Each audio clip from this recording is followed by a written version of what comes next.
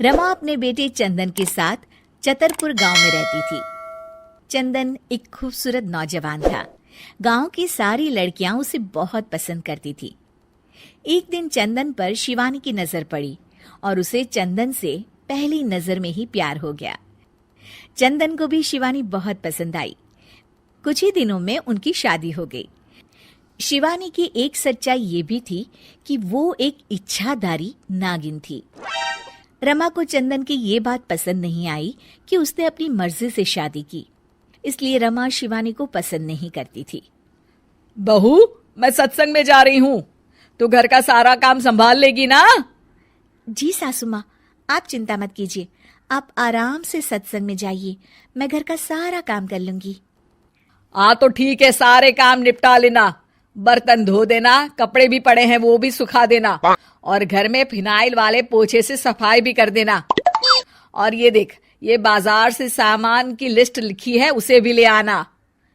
हाय, शिवानी मन ही मन बोलती है, इतना सारा काम, बाप रे, बहुओं को क्या ये सारे काम करने पड़ते हैं। रमा सत्संग के लिए चली जाती है। शिवानी झाड़ू लेकर आती है और फिर सोचने लगती है, अब जब बहू बनी हूं तो इंसानों की तरह ही मुझे सारी जिम्मेदारियां निभानी चाहिए। पहले मार्केट जाकर सामान ले आती हूँ, फिर घर का काम कर लूंगी। शिवानी इच्छाधारी नागिन होने के बावजूद भी अपनी शक्तियों का इस्तेमाल ना करते हुए घर का सारा काम खुद ही करने में लग जाती है। थोड़ी देर बाद उसे बहुत थकान महसूस होती है। उफ़ो, एक बहू को इतना सारा काम करना पड़ता है। इसका पता होता तो कभी शादी ही नहीं करती। बाप रे। घर के काम करते करते उसकी कब आंख लग जाती है उसे पता ही नहीं चलता। शाम को जब उसकी सास के आने का वक्त हो जाता है, दरवाजे की घंटी बजती है और शिवानी की नींद टूट जाती है। ओह, मम्मी जी तो आ भी गई और अभी तो आधा काम पड़ा हुआ है। मैं सासू माँ को क्या मुंह दिखाऊंगी। ओफो, क्या करूं? एक काम करती हूँ, अपनी शक्तियों का इस्तेमाल कर ही लेती हूँ। शिवानी घर का सारा काम अपनी जादुई शक्तियों से खत्म कर लेती है और फिर दरवाजा खोलती है। अरे बहू, तुझे इतना वक्त क्यों लगा दरवाजा खोलने में? माफ कीजिएगा सासू माँ, मैं सो गई थी। ओह, तो तू सो रही थी, फिर जो काम मैंने तुझे दिए थे वो तो हुए नहीं होंगे। सब कहने की बातें होती है। रमा घर में आती है और देखती है कि सारे काम हो चुके हैं। वो एकदम चौंक जाती है। अरे, इसने तो सारे काम कर दिए, वो भी इतने अच्छे से। ये इंसान के भेष में कोई चुड़ैल तो नहीं है? अब क्या हुआ सासू माँ, आप क्या सोचने लग गई? अब कुछ नहीं। चलिए खाना खा लेते हैं। अगले दिन शिवानी रसोई में काम कर रही होती है, तभी वहां उसकी सास आ जाती है। बहू, आज ना मेरी कुछ सहेलियां आने वाली है, तुम कुछ अच्छा सा बना देना उनके लिए खाने में। अब जी मम्मी जी। रमा के जाने के बाद शिवानी अपनी जादुई शक्ति से सारा काम कर देती है। शाम को रमा की सारी सहेलियां आती हैं। अरे रमा, अपनी बहू से तो मिलवा। रमा शिवानी को बुलाती है। शिवानी बहुत ही सुंदर थी। रमा की सारी सहेलियां उसे देखकर चौंक जाती हैं। अरे रमा, तेरी बहू तो बहुत ही सुंदर है, अपने बेटे के लिए चुनकर बहू ढूंढी है तूने। ये लीजिए, आप ये कचौड़ी खाइए। रमा की सभी सहेलियां खाना खाती हैं और उन्हें खाना बहुत पसंद आता है। अरे वाह भाई वाह, रमा मान गए तुम्हारी बहू को, कितना अच्छा खाना बना लेती है।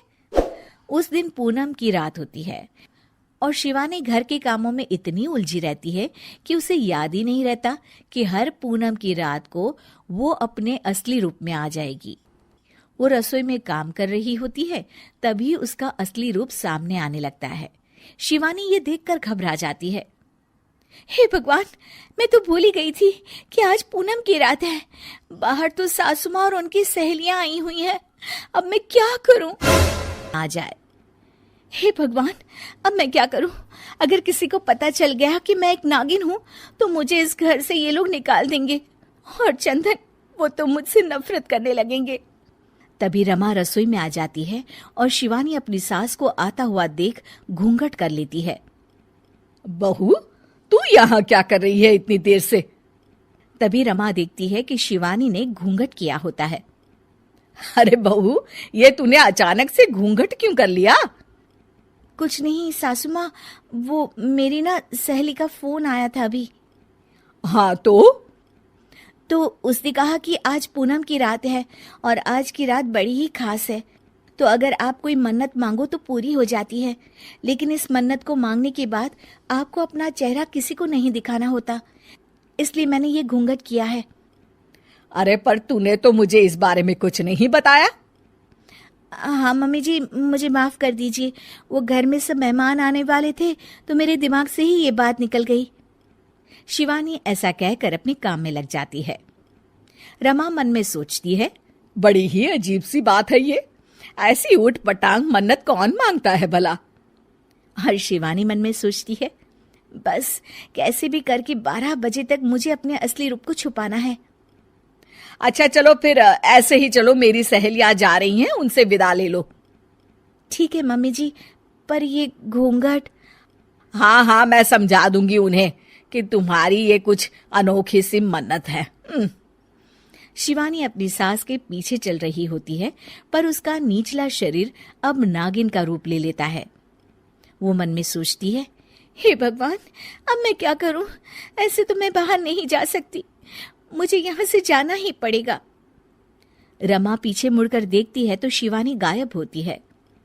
रमा ये देखकर चौंक जाती है कि आखिर शिवानी कहाँ चली गई अचानक से। बहू, कहाँ चली गई ये अचानक से? मेरे पीछे ही तो आ रही थी। शिवानी छत पर खड़ी होती है और घबरा रही होती है कि अगर वो पार्टी में वापस नहीं गई तो उसका राज खुल जाएगा। वो चंद्र देवता से प्रार्थना करने लगती है, हे चंद्र देवता, मेरे असली रूप को आज किसी के सामने मत आने दीजिए। मैं इस परिवार से बहुत प्यार करती हूँ और मैं यहीं रहना चाहती हूँ।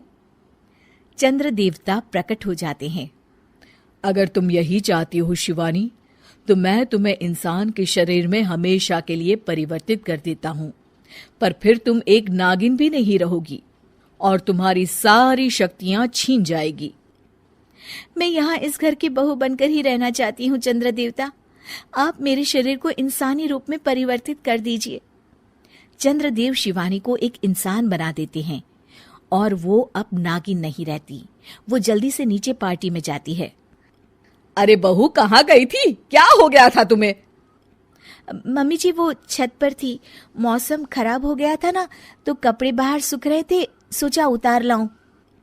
अरे बहू, यहाँ मेरी सहेलियां तुम्हारा इंतजार कर रही थी और तुम्हें कपड़ों की पड़ी है। मुझे माफ कर दीजिए मम्मी जी। पार्टी खत्म हो जाती है और शिवानी बहुत थक जाती है। शिवानी, घर की सफाई कर देना, बहुत ही गंदा हो गया है पार्टी के बाद। जी मम्मी जी। शिवानी इतनी थकान के बाद भी घर की सफाई में लग जाती है।